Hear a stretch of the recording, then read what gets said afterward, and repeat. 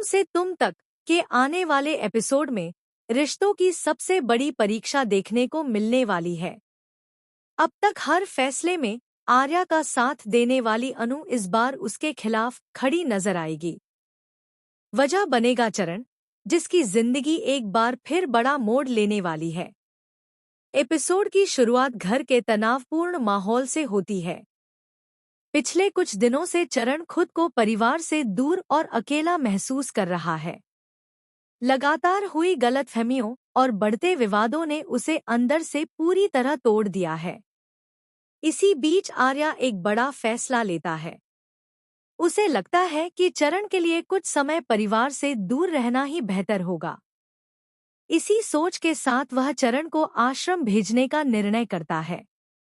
जब यह बात घर के बाकी सदस्यों को पता चलती है, तो सभी हैरान रह जाते हैं। कुछ लोगों को लगता है कि आर्या का फैसला सही है, जबकि कुछ इसे चरण से दूरी बनाने की कोशिश मानते हैं। लेकिन सबसे बड़ा झटका तब लगता है जब अनु खुलकर आर्या के फैसले का विरोध करती है।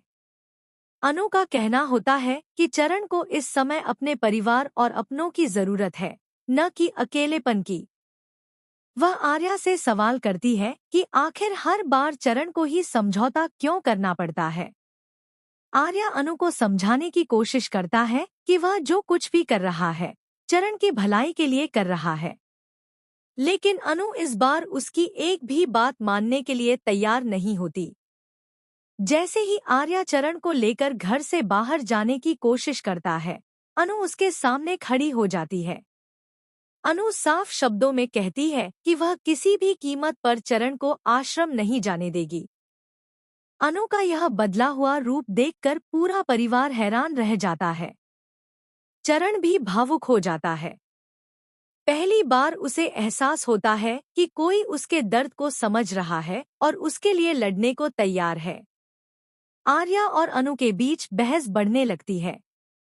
दोनों अपने अपने फैसले को सही साबित करने की कोशिश करते हैं।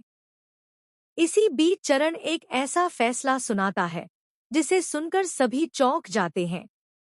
क्या चरण खुद आश्रम जाना चाहता है? क्या आर्या सच में चरण की भलाई के लिए यह फैसला ले रहा है?